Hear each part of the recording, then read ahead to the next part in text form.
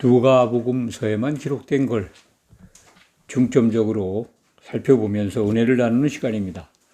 오늘은 누가복음 7장 36절부터 50절에 기록된 말씀입니다. 이와 유사한 말씀이 마태, 마가, 요한복음서에도 기록되어 있습니다. 사실 내용을 보면 같은 듯 하기도 하고 다른 듯 하기도 합니다. 그래서 논쟁이 참 많이 있어 왔고 지금도 진행 중입니다. 혹자는 같은 내용이다. 혹자는 아니다, 다르다. 다른 것들을 먼저 살펴보면 몇 가지가 있습니다. 같은 것보다 좀 많습니다. 예수님의 메시지가 다릅니다. 가장 중요한 거죠. 같은 동일한 사건 유사한데 마태, 마가, 요한은 6월절 어린 양으로 오신 예수님의 초점이 맞춰진 멘트를 기록해 놓고 있는데 누가복음은 결국은 같은 메시지지만은 오늘 본문 말씀을 본다면 죄 사함을 주는 예수님을 부각시켜주고 있습니다. 이것이 같은 듯 그러면서 다른 것에 가장 차이를 우리가 갖게 하는 대목입니다. 같은 게 또 여럿이 있습니다. 시몬, 바리새인 시몬이라는 그 예수님께 식사를 대접하는 자가 동일합니다.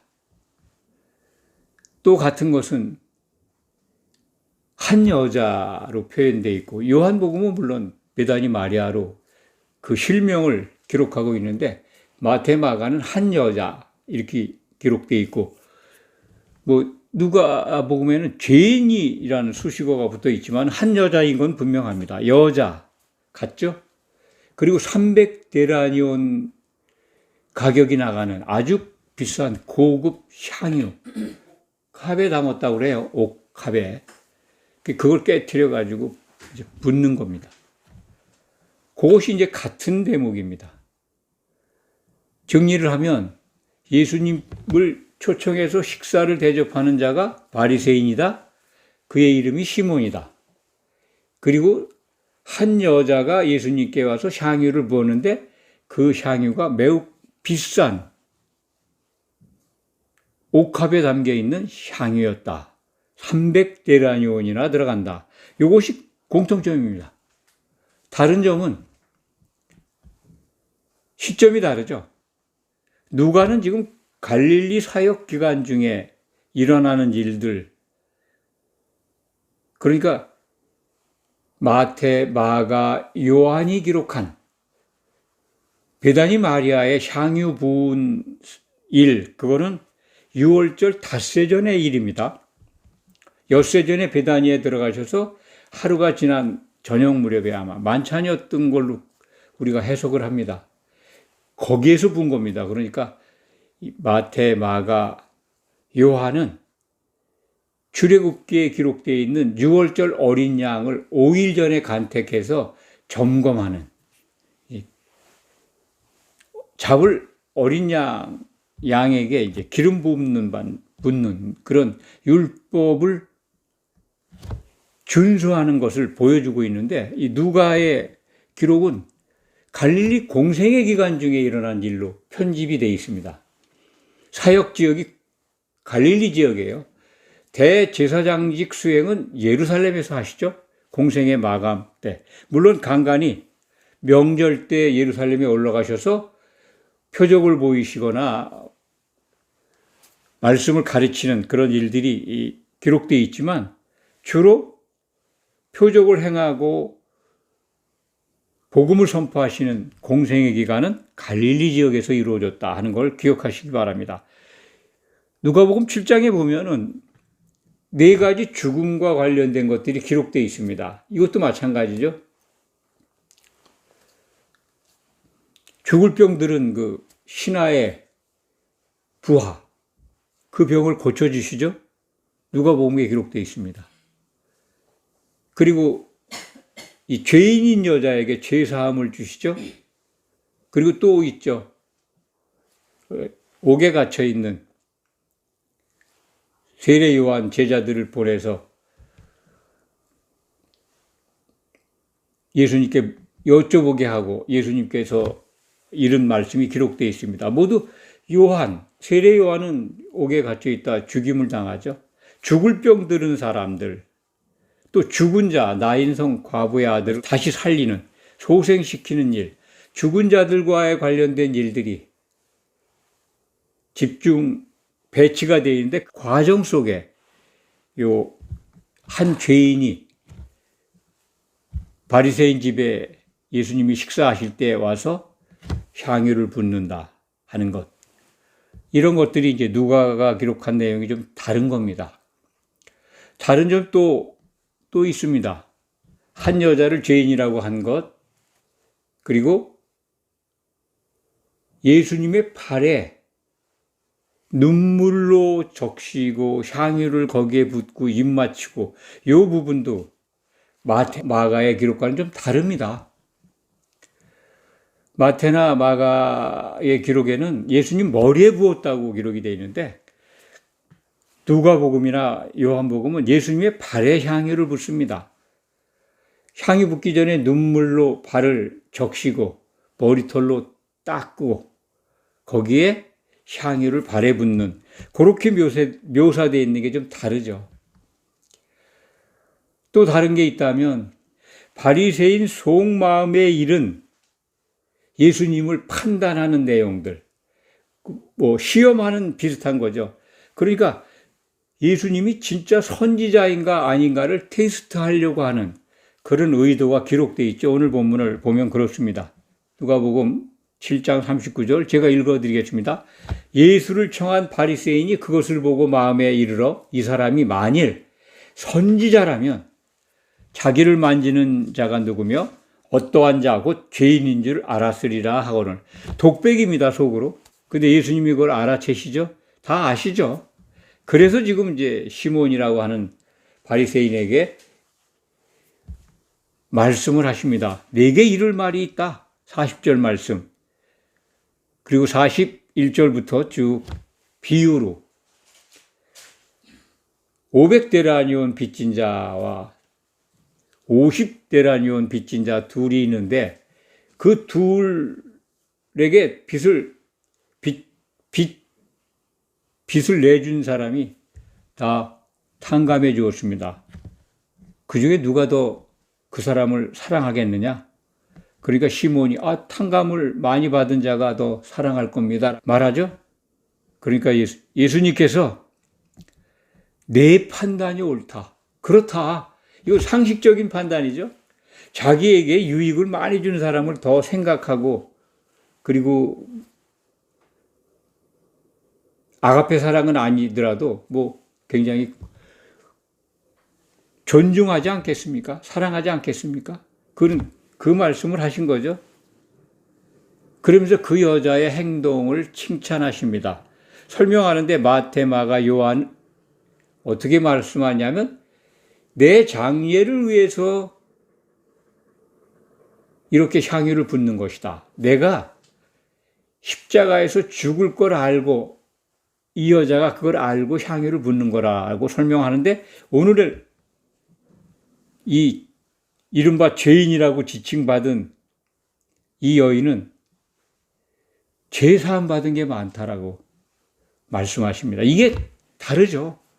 메시지가 다른 내용이 가장 중요한 다른 거라고 말씀을 드리는데 그 내용에 포함되어 있는 거죠. 메시지가 다릅니다.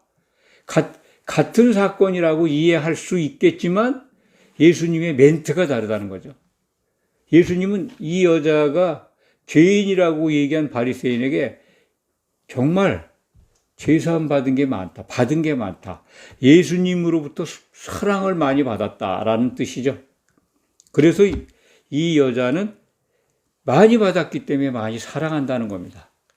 그런데 요한복음에 기록되어 있는 베다니 마리아의 향유 부은 일에 대해서는 내 장례를 위해서 이 일을 행했다.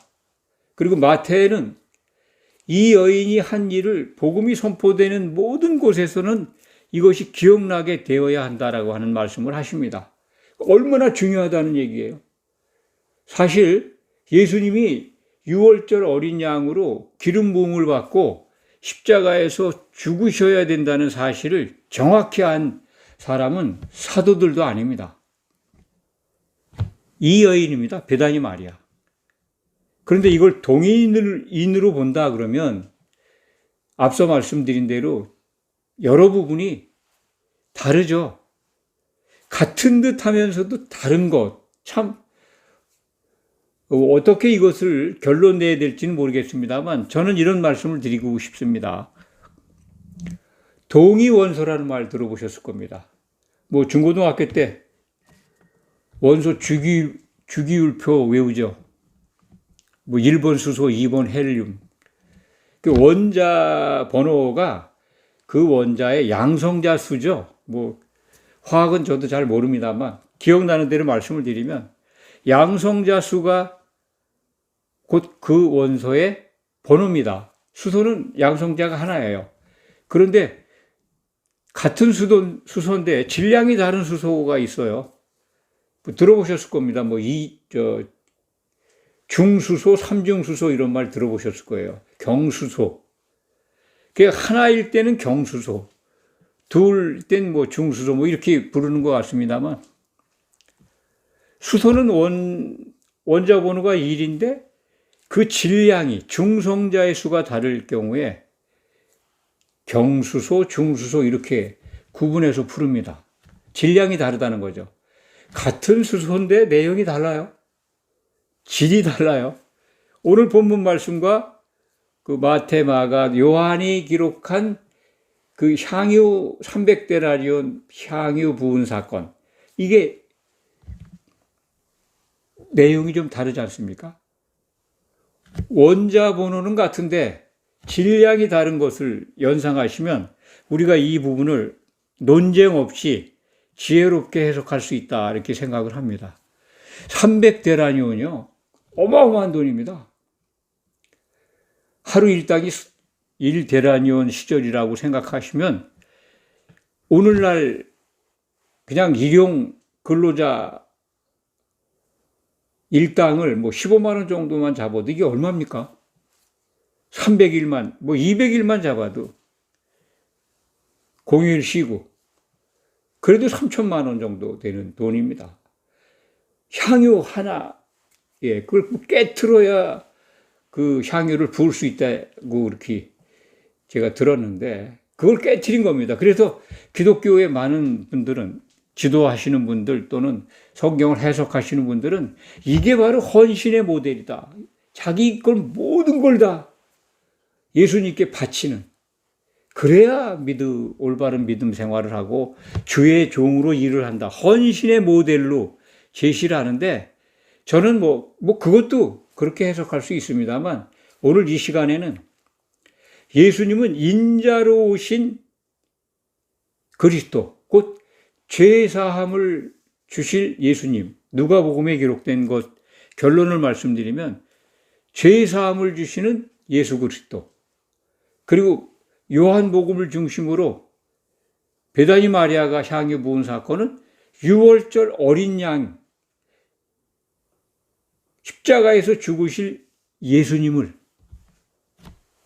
미리 보여주시는, 내가 바로 구약에 약속된 그 그리스도다. 대제사장 직을 수행할, 하나님께 죄의 대속을 위해서 대속 제물로 바쳐질 그리스도다라고 하는 것을 알려주는 겁니다. 조금 다르죠? 죄사함을 주는 인자로 오신 그리스도, 6월절 어린 양으로 오신 그리스도, 결국 목적은 똑같습니다. 십자가를 지셔야 죄에 빠진 인생들을 죄사함을 통해서 구원하실 수가 있습니다. 그러니까 죄사함을 주시기 위해 오신 그리스도, 대속 제물로 오신 그리스도, 결론은 마찬가지죠. 똑같은 겁니다. 그런데 과정, 내용이 다르다 이거죠. 좀 다르다 그런 말씀을 드립니다. 같은 듯 다른 듯. 성경은 동일한 사건 같으면서도 다른 사건처럼 보이게 기록되어 있지만 우리는 같은 맥락에서 예수님의 메시지를 받아들이면 됩니다.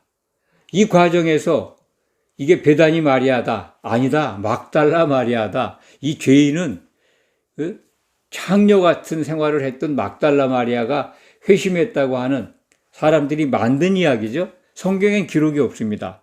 그래서 막달라 마리아가 향유 부은 사건으로 찬송가가 불려지고 있죠.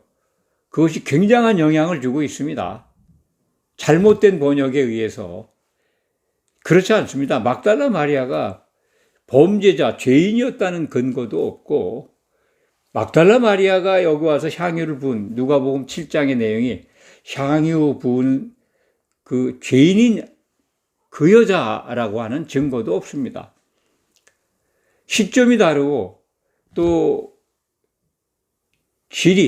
질량이 다른, 동위원소와 같이 질량이 다른 그런 것 같지만 사실은 동일한 원자 번호를 갖고 있는 수소와 같다.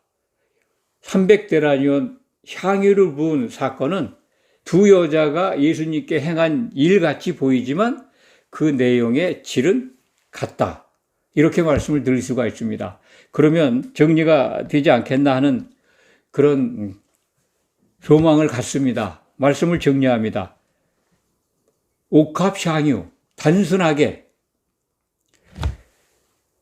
헌신의 모델로만 이해해도 예수님이 주신 메시지를 다 충족시키지 못합니다.